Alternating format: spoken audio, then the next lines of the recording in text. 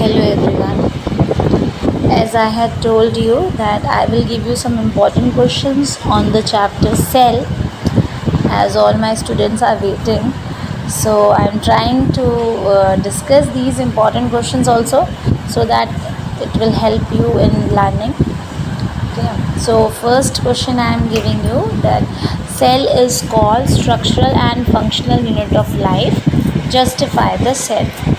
आपको ये बताना है, आपको स्टेटमेंट मिलता है कि आप यू ऑल नो, जब भी आपको सेल की डिफाइन पूछते हैं तो आप बोलते हो cell is called structural and functional unit of life.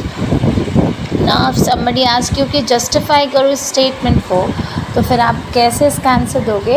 You will say that each cell acquire a distinct structure and function due the organization of the membrane and organelles in a specific way. Therefore, each type of a cell has a basic structural organization, and this organization helps different cells to perform certain basic functions like respiration, food intake, excretion of waste material.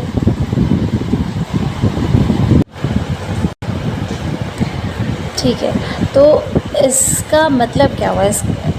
आपने पढ़ तो लिया, but इसका answer क्या हुआ?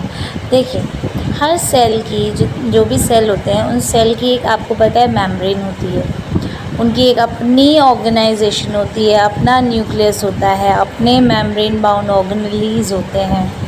तो हर cell का एक डिस्टिंक्ट स्ट्रक्चर होता है और अलग फंक्शन होता है. जैसे कुछ सेल्स हमें रेस्पिरेशन करने में हेल्प करते हैं, कुछ सेल्स हमें फूड को इनटेक करने में हेल्प करते हैं, कुछ एक्सक्रेशन में हेल्प करते हैं. तो हर सेल का खुद का एक अलग स्ट्रक्चर और अलग फंक्शन होता है, एक अलग मेम्ब्रेन की ऑर्गेनाइजेशन होती है, अलग शेप होते हैं, साइज़ होते हैं, जिनकी वजह से वो किसी भी ऑर्गेनिज़म को डिफरेंट फंक्शंस करने में हेल्प करते हैं.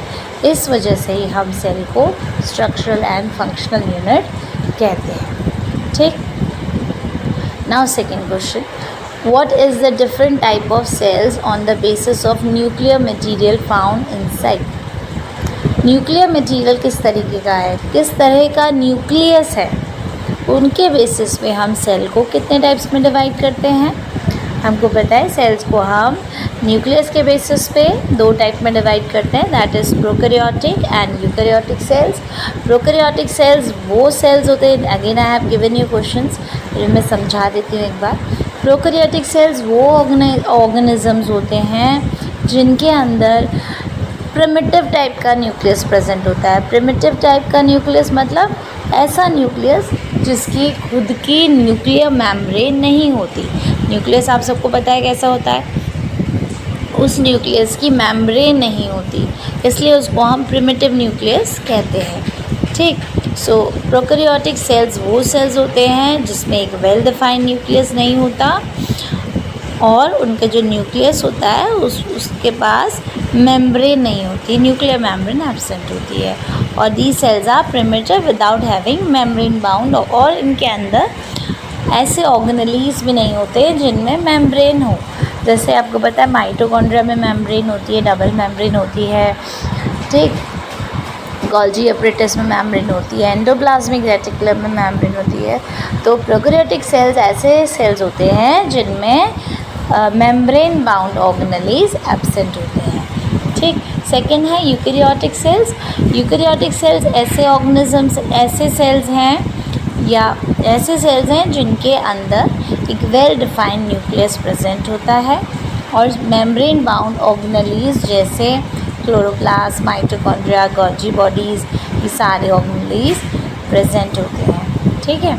और इनको eukaryotic cells generally plants and animals में पाए जाते हैं. हायर ऑर्गेनिजम्स में आपको यूकैरियोटिक सेल्स मिलेंगे. ठीक. एक बहुत इंपॉर्टेंट क्वेश्चन है जो आप लोग थोड़ा सा कंफ्यूज रहते हो कैसे लिखना है, that what is hypotonic, isotonic and hypertonic solution. First, hypotonic solution. Hypotonic solution एक ऐसा सॉल्यूशन है, a solution outside the cell, एक ऐसा सॉल्यूशन जिसमें सेल से बाहर, outside the cell, having higher concentration of water than the cell, cytoplasm. Cell आपने डाल दिया, सपोज़ आरबीसी आपने एक सॉल्यूशन में डाला है और आरबीसी में कंसंट्रेशन कम होता है, वाटर का कंसंट्रेशन कम होता है in comparison to the outside solution, then that type of solution is known as hypotonic solution. ठीक, ऐसे आइसोटोनिक में होता है एक ऐसा सॉल्यूशन जिसमें सेल के आउटसाइड भी सेल के बराबर ही वाटर कंसंट्रेशन होता है। जितना सेल में वाटर का कंसंट्रेशन है, अगर उतना ही कंसंट्रेशन आउटसाइड द सेल होगा, आउटसाइड द सेल के बाहर जो सॉल्यूशन है उसमें होगा, तब उस टाइप के सॉल्यूशन को आइसोटोनिक सॉल्यूशन कहेंगे। ठीक, ऐसे हाइपरटोनिक सॉल्यूशन में सेल के अंदर ज़्यादा वाटर का कंसंट्रेशन होगा in comparison to the solution. अगर उस सॉल्यूशन में सेल के कंपैरेटिवली कम वाटर का कंसंट्रेशन है तो हम उस तरह के सॉल्यूशन को हाइपरटोनिक सॉल्यूशन कहेंगे। ठीक, अब क्लियर हो गया ये? ठीक है, लिखना कैसे है उसके लिए मैं आपको ये सॉल्यूशन दे रही हूँ। आप वीडियो को पॉज करके इनके आंसर्स को लिख सकते हैं। ठीक, एक टर्म है आपके पास डिफ्यूजन और ऑस्मोसिस। वो क्वेश्चन नहीं दिया है मैंने अभी, I will give you in my next video. अभी एंडोऑस्मोसिस और एक्सोऑस्मोसिस क्या होता है, पहले आप डिफ्यूजन समझ लीजिए। डिफ्यूजन क्या होता है? Diffusion is the movement of solute particles from higher concentration to lower concentration. किसी भी सॉल्यूट पार्टिकल का, सॉल्यूट क्या समझते हैं आप? जो भी चीज़ हम किसी में मिलाते हैं उसे सॉल्यूट कहते हैं, जिसमें मिलाते हैं उसे सॉल्वेंट कहते हैं, और दोनों को मिला के जो बनता है उसे हम सॉल्यूशन कहते हैं। ठीक है, तो सॉल्यूट का movement from higher concentration to lower concentration और कब तक होता है? Till it reach equilibrium.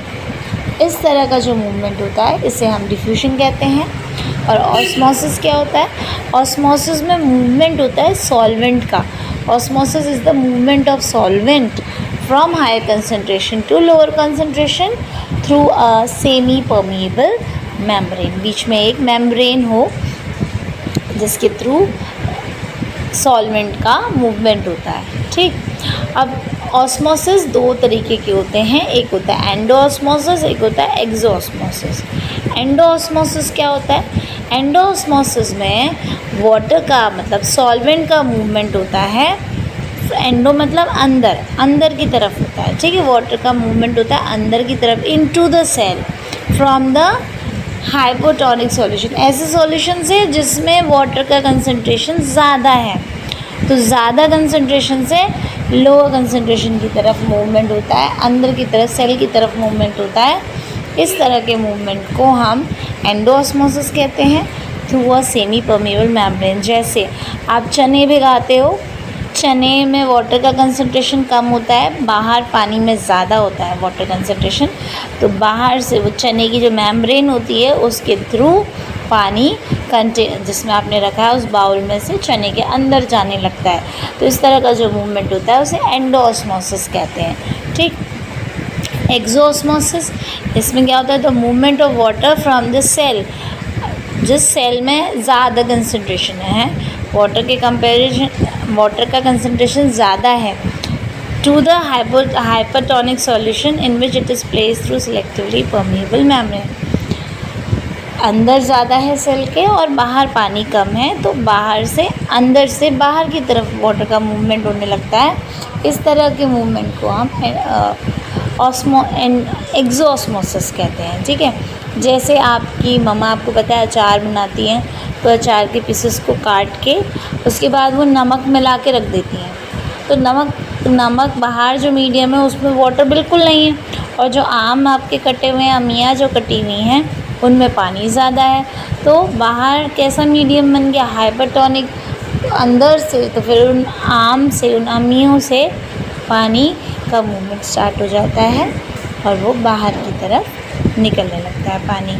ठीक है, तो इस तरह का जो ऑस्मोसिस होता है उसे हम एक्सोऑस्मोसिस कहते हैं। ठीक है, सो आज के लिए बेटा इतना ही। 6 क्वेश्चंस हैं, अगर आप ये क्वेश्चंस भी स्लोली याद करते चलेंगे तो आई होप आपके एग्ज़ाम्स में, आपके टेस्ट में आपको किसी तरह की परेशानी नहीं होगी। ठीक है, So I'll give you other question and some more questions in my next video. Till then, bye. Good evening, everyone.